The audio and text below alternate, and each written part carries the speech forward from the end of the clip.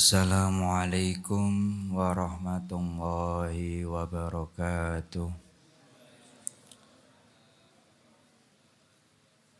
Ilahi anta maksudi wa ridhaka matlubi a'tini mahabbataka wa ma'rifatak. Alhamdulillahi rabbil alamin. Hamdan wa sana'an laka ya Allah. Salatan wa salaman laka ya Habibullah. Haqiqatan min ladun Adam ila yaumil qiyamah. Wa nahsu khususan ila musannif hadal kitab Imam Syekh Abu Hamid Al-Ghazali, Syekh Ahmad Al-Ghazali, Syekh Imam Nawawi Al-Bantani. Qaddasahum wa sirrahum radiyana wa lahumul Fatihah. A'udzu billahi minasy syaithanir rajim. Bismillahirrahmanirrahim. Alhamdulillahi rabbil alamin. Arrahmanir rahim. Maliki yaumiddin. Iyyaka na'budu wa iyyaka nasta'in. Ihdinas siratal mustaqim. Siratal ladzina an'amta 'alaihim ghairil maghdubi 'alaihim waladdallin. Amin. Litaqarrubina ila Allah limahabbatina ila Rasulillah sallallahu alaihi wasallam li salamatina fid dini wad dunya wal akhirah li qadaidina li qadai hajata min hawaijid dunya wal akhirah li taisir arzaqina halalan thayyiban mubarakan katsiran wasi'ah li sihhati jasadina qulubina amradina li taf'il balaya wal mihan wa fitan wa asqam wa li manafina li badina wa jiwarina wa athiqaina wa jamil muslimina wal muslimat wal mu'minin wal mu'minat al ahya'i minhum wal amwat wa li'izzil islam wal muslimin bi judika ya Allah bi syafaati nabiyyika ya Allah bi barakati aulika ya Allah wa bi asraril Fatihah.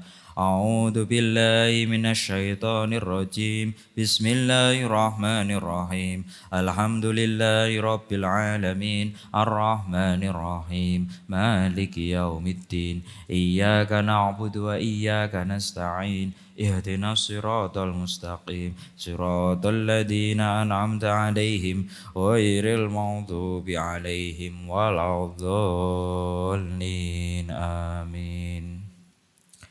Alhamdulillah kita diberi kesempatan kembali, kita ditakdir kembali bisa ngaos kitab Bidayatul Hidayah karya Syekh Hujjatul Islam Imam Abu Hamid Al-Ghazali.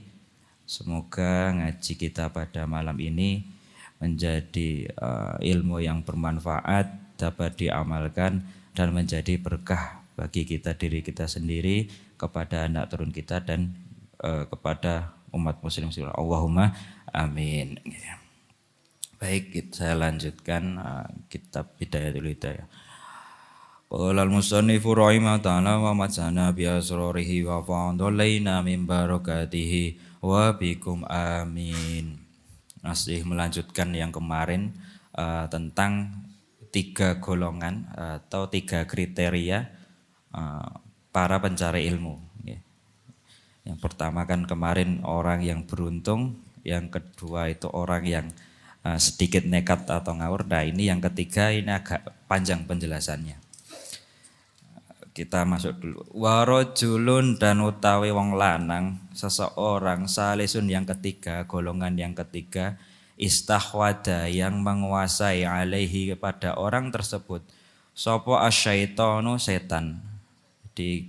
Cirinya itu dikuasai setan, yaitu fatahoda, maka mengambil atau menggunakan orang tersebut ilmahu pada ilmunya dari atan sebagai sarana ila takassuri untuk memperbanyak bil mali pada harta, watafakhuri dan membangga-banggakan bil jahi dengan jabatan, wa ta'azuzi dan membanggakan diri atau meminta kemuliaan, bikasrotil atba'i dengan banyaknya pengikut.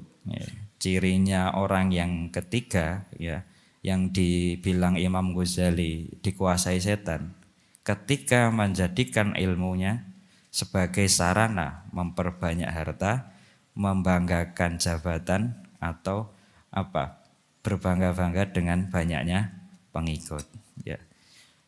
Lanjut, ia takhulu yang masuk orang tersebut bi ilmihi dengan ilmunya kulla madkhalin setiap kesempatan roja ayak dia dengan harapan mengharapkan minat dunia dengan mengharapkan terlaksananya minat dunia dari hal-hal dunia watarohu dan keinginan atau hal-hal yang bersifat duniawi. Ya. Jadi ilmunya orang ini digunakan semaksimal mungkin, tapi ujung-ujungnya dunia, ujung-ujungnya duit lagi, barangkali begitu bisa. Tapi ada kata lagi, wahua dan orang ini ma'adhalika dengan ciri seperti itu, iku yudmiru merasa fi nafsihi dalam dirinya, annahu bahwasanya orang tersebut indallahi di sisi Allah bimakanatin dengan posisi litisawihi dengan sebutan bisi matil ulama dengan sebutan ulama.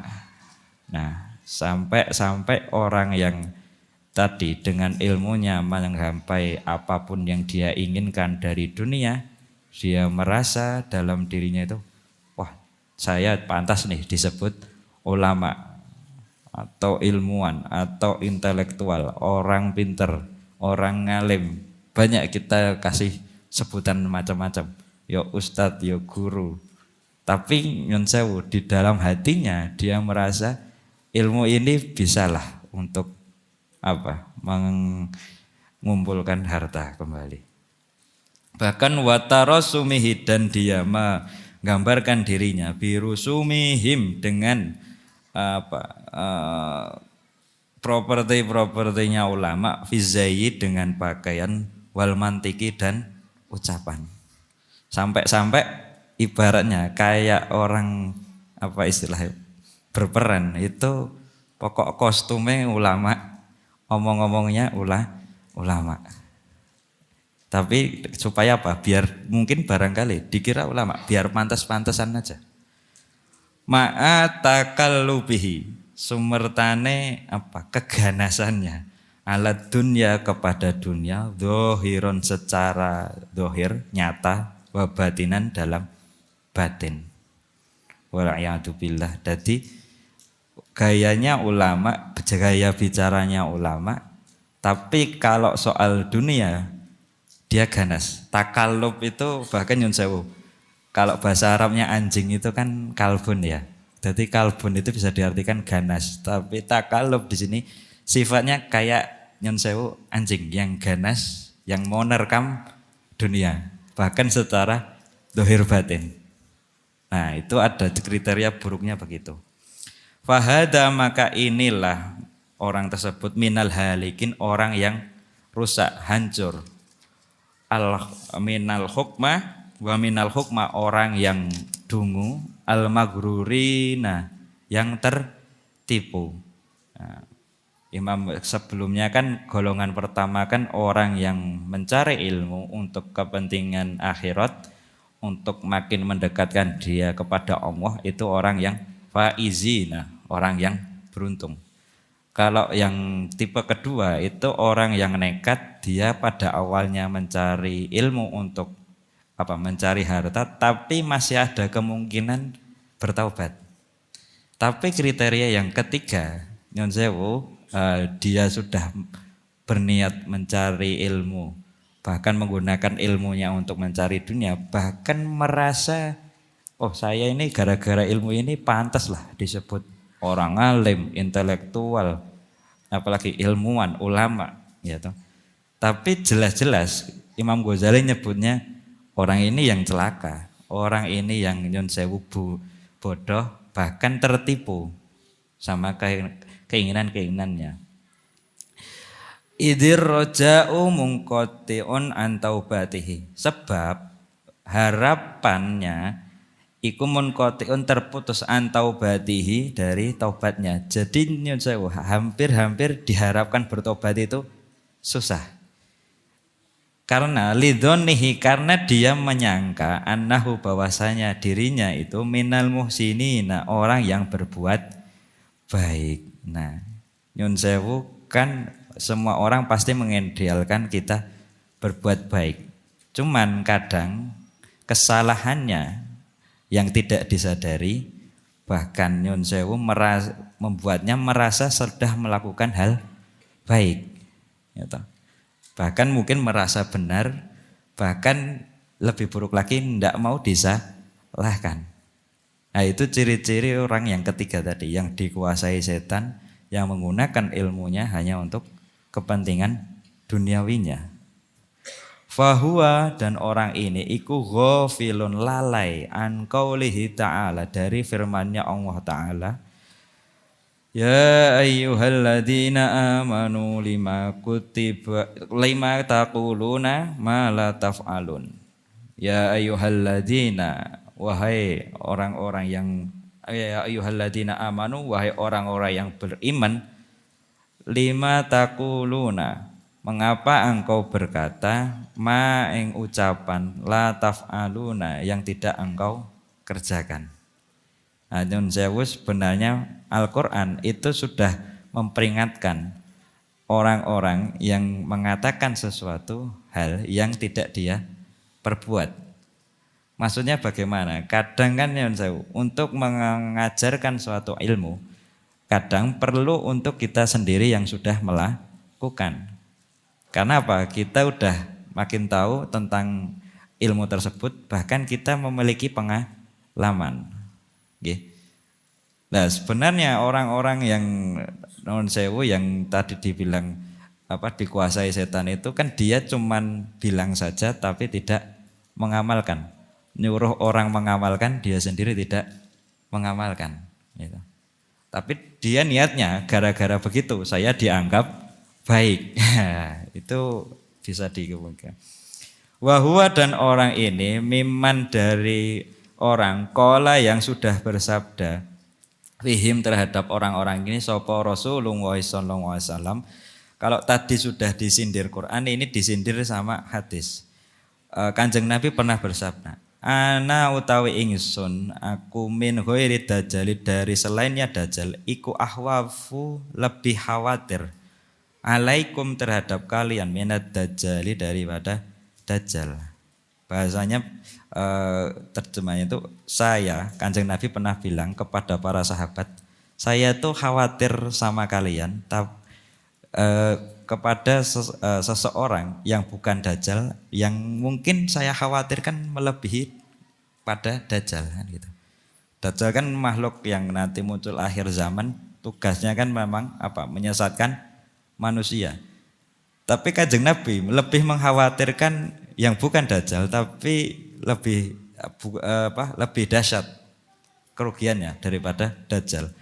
Faqila, maka ditanyakan siapa Kanjeng Nabi, wa ma huwa ya Rasulullah, siapa yang engkau maksud ya Rasul, yang bukan dajjal yang engkau khawatirkan. Faqala, maka menjawab siapa Kanjeng Nabi, ulama usu, ulama yang buruk. Ya. Karena penjelasannya dibilang ini ulama, ya memang kadang kita kalau menspesifikkan ulama kan seseorang yang ahli agama. Tapi saya tekankan lagi, yang dimaksud di sini kan ilmu secara umum ya. Ilmu kan mau ilmu apapun, asalkan tujuannya hidayah, makin mendekatkan kita kepada Allah, itu ilmu yang baik. Nah, sehingga menuntun kita untuk mengamalkan. Kan ngoten. Akan tetapi ada orang yang mungkin sudah mengetahui ilmunya, sudah bisa tahu cara mempraktekannya, tapi malah menggunakannya untuk tujuan-tujuan yang buruk. Entah kadang nyun sewu, mungkin kita dikasih kriteria seperti ini, kita barangkali kan mungkin kita membaca ini terus merasa, saya kan juga bukan ulama, saya enggak sarjana, saya enggak terlalu ngaji, otomatis jauh dari ini. Paling yang itu, kiai ini, kiai itu, ulama ini, ustadz ini. Mungkin kita malah jatuhnya suudon. Tapi yang ditekankan oleh Imam Ghazali, barangkali level kita itu bukan ulama usuk, tapi mungkin malah sifat-sifatnya ya masih sama saja gitu. Kita ngaji, kita mungkin belajar, kita kuliah, kita sekolah hanya untuk kebutuhan yang duniawi saja. Padahal kan nyun sewu, kalau kita seperti itu, kita mungkin bisa jadi golongan kedua, bisa bertobat dengan cara apa? Mengamalkannya ilmu yang kita pelajari. Gitu. Tapi kalau kita sudah merasa pintar, nyun sewu, kadang kan bawaannya tidak mau belajar lagi, bawaannya kalau ada yang lebih benar nggak mau menerima. Bahkan nyun sewu kadang masih ke bawah umur, kadang sih cah wingi sore, kowe nembe sinau piro. Kadang kan rasa-rasa meremehkan itu kan muncul. Gitu. Tapi kan karena orang yang begitu merasa dia tidak sadar dirinya salah. Merasa sudah melakukan hal baik. Padahal kan setiap orang harus mengetahui sisi mana dia bisa benar, sisi mana dia bisa salah.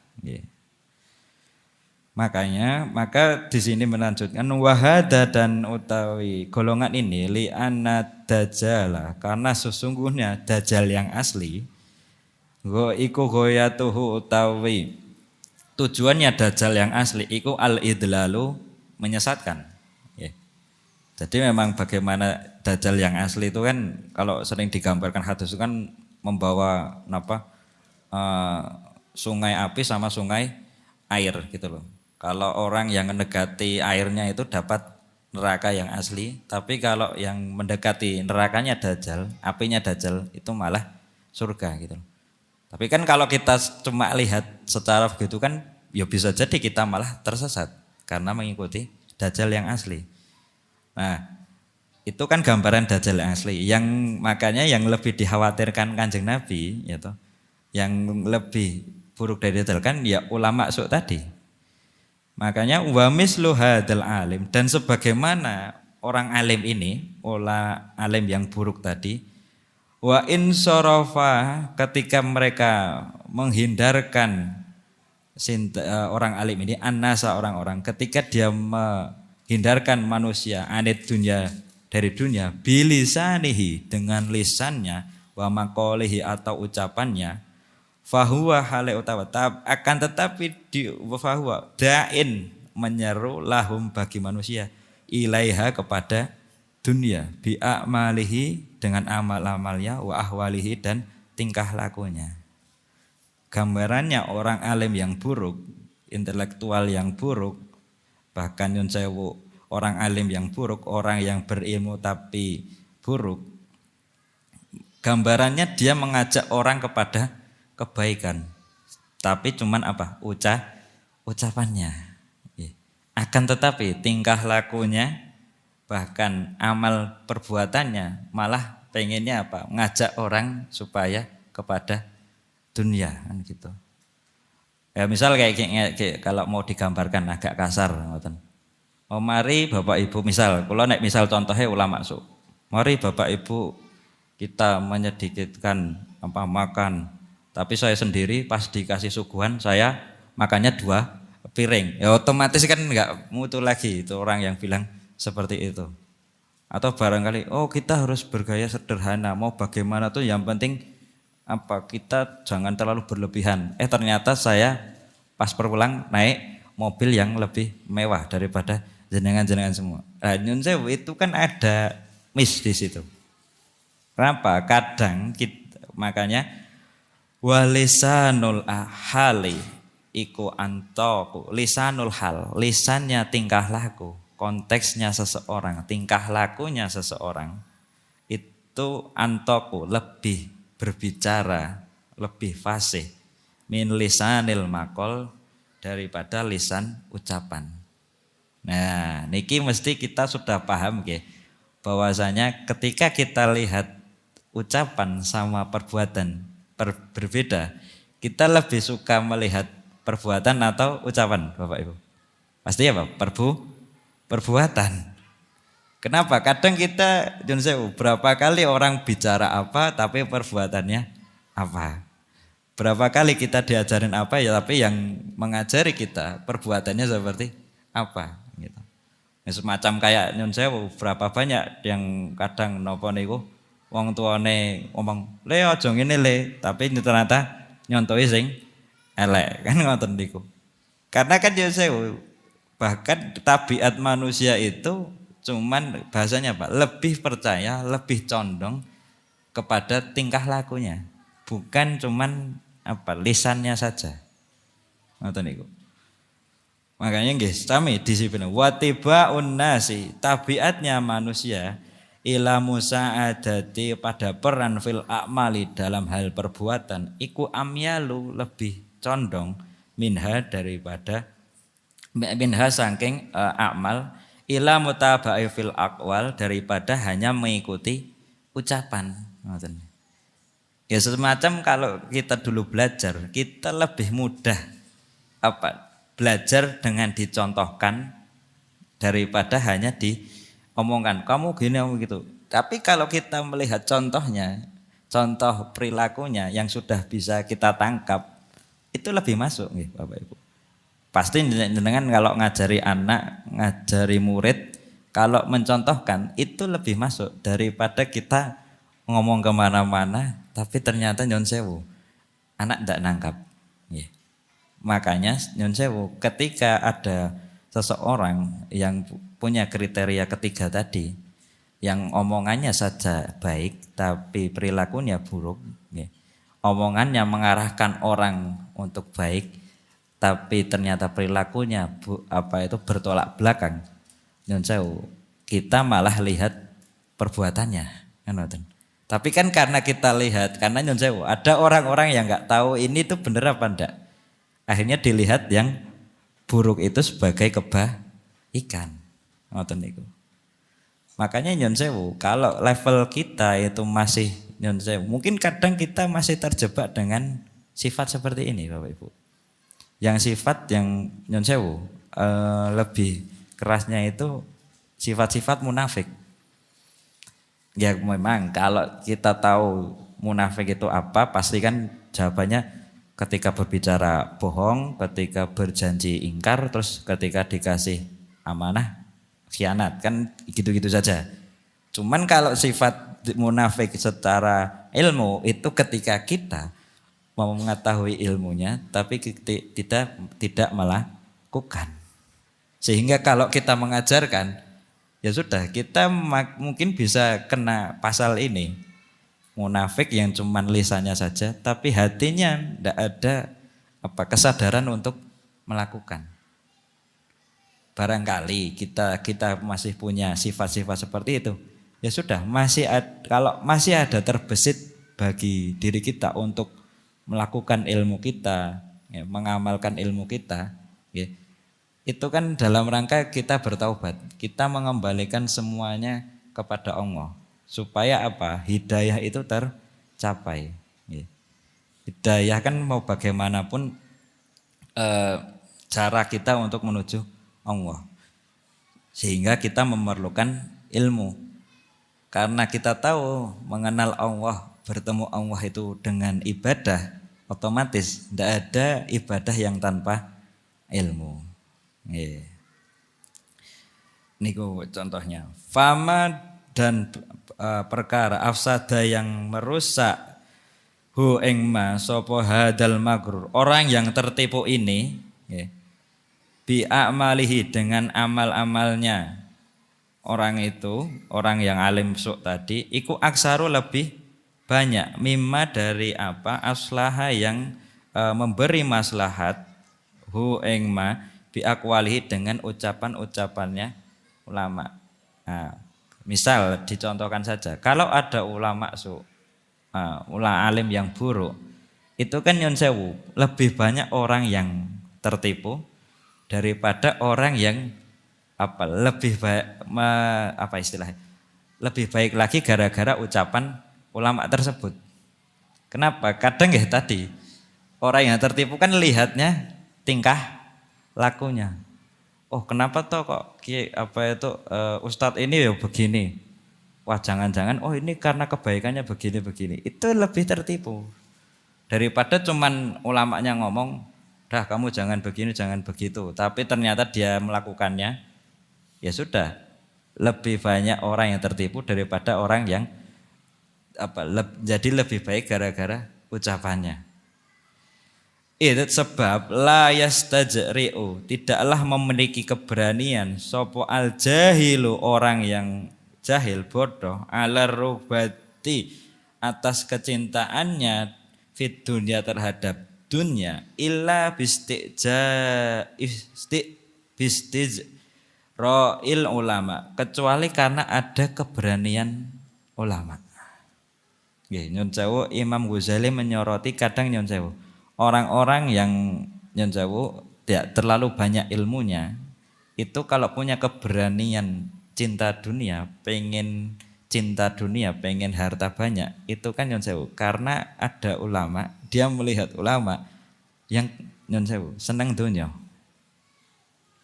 Nggih, bahasane ngeten mawon. Ketika kadang kita ngaos, kita sekolah cuman gara-gara, kalau kita niatnya cuman siapa? Paling mentok saya sekolah dapat ilmu, ya sudah, siapa tahu bisa saya manfaatkan. Tapi kalau nyun sewu ada gurunya menjelaskan, oh ilmu ini nak, kamu nanti bisa dapat pekerjaan begini, dari pekerjaan begini kamu bisa punya uang segini, dari uang segini nanti kamu bisa punya harta sekian, dari harta sekian kamu bisa melakukan ini.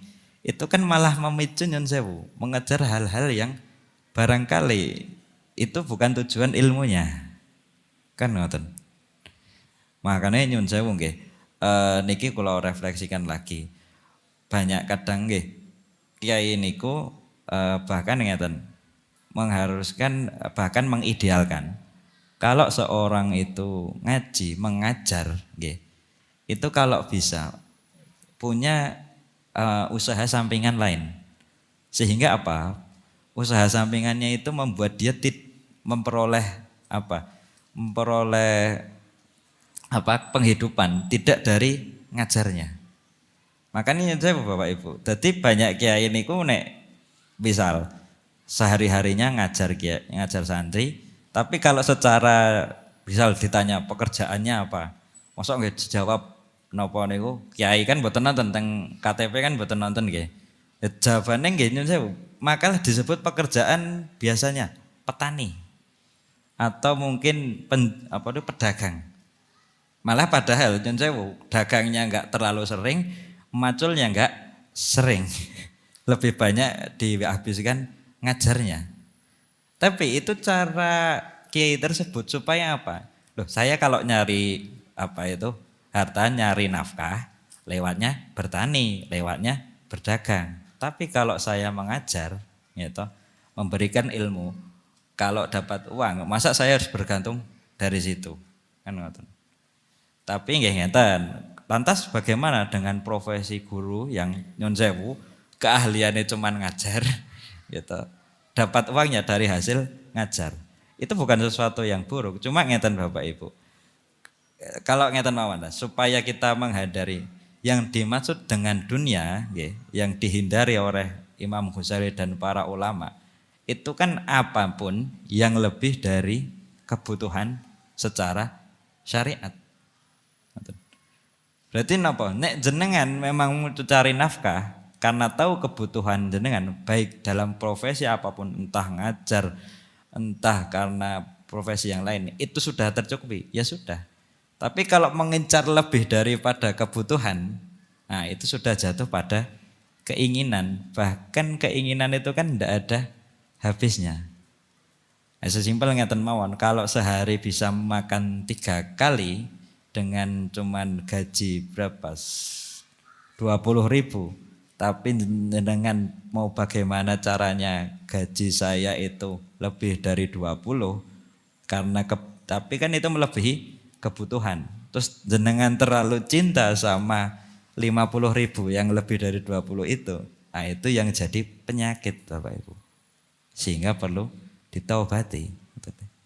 Padahal sepele, jenengan butuhnya 20 tapi terlalu cinta sama 50. Nah itu kan yang menjadi hal yang aneh bagi para ulama.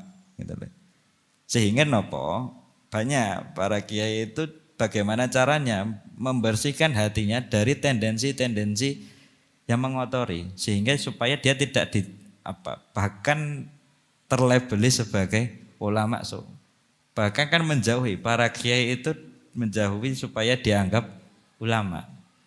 Karena nyun sewu ketika dia sudah dianggap sebagai guru, ya dia punya tanggung jawab kepada para murid.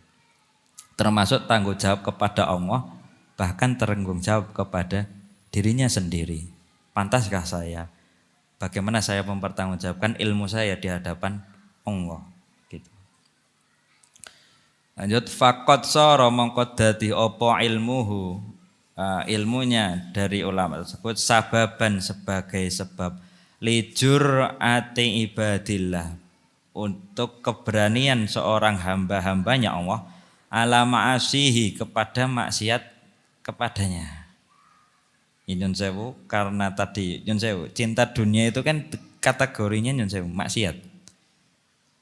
Kenapa? Karena sifatnya cinta. Kalau cuman dunia saja ya sudah, pahami saja itu sebagai dunia, sesuatu yang lebih dari kebutuhan. Tapi kalau terlalu cinta itu bisa menjadi maksiat. Maksiat itu kan apapun yang melanggar ketentuannya Allah, makanya sehingga mengotori hati, mengotori jiwa, bahkan mengotori roh. Otomatis orang yang cuman meniru ulamanya yang mengincar dunia menjadi sebab ya makin berani terhadap orang-orang yang mengikutinya mengejar dunia. Wa nafsuhu, dan adapun jiwanya orang tersebut al jahilatu yang bodoh iku mudillatun, menunjukkan ma'adzalika, atas hal tersebut, beserta hal tersebut tumanihi, menjadi angan-angannya, wa turajjihi, dan menjadi harapannya, wa tad'uhu, dan menyeru padanya ila ayyamunna, kepada apa yang bisa dianugerahkan alallahi, pada Allah, bi ilmihi, dengan ilmunya. Makanya kan nyun sewu, banyak ilmu-ilmu kita itu yang menjadikan kita pokok bagaimana ilmu saya ini menjadi sebab Allah memuliakan saya. Bahkan kan nyun sewu, orang yang mohon maaf ulama suk tadi yang lisannya mengajak kepada kebaikan tapi perbuatannya mengarah pada keburukan, itu kan merasa dari hasilnya melakukan hal itu nanti memperoleh pahala yang besar. Padahal itu kan karena dia sendiri tertipu, orang-orang yang mengikutinya makin tertipu. Wa yukhayyilu, dan berhayal ilaihi, kepada Allah, nafsuhu, jiwanya, annahu, bahwasanya dirinya iku khairun, lebih baik, min kasirin, dari banyak, min ibadillah, dari hamba-hambanya Allah. Otomatis ketika seseorang itu sudah merasa intelektual, sudah merasa lebih berilmu, akan tetapi ilmunya malah mengarah pada keburukan dan mengajak orang kepada keburukan, dia kan pasti akan merasa dia lebih tinggi daripada hamba-hamba Allah yang lain. Maka kalau kita mau melihat, menjadi introspeksi kita, apakah kita berada di golongan yang pertama, yang beruntung, yang belajar, yang mengajarkan hanya untuk akhirat, untuk Allah saja, atau kalau kita golongan kedua yang ibaratnya agak mengkhawatirkan karena nekat, harusnya mencari ilmu untuk Allah tapi masih ada keinginan kepada dunia, itu masih bisa bertaubat. Tapi kalau kita ke level yang ketiga, kita sudah dikuasai setan, kita termasuk orang munafik, bahkan malah mengarah pada orang yang mudillun, yang menyesatkan, bahkan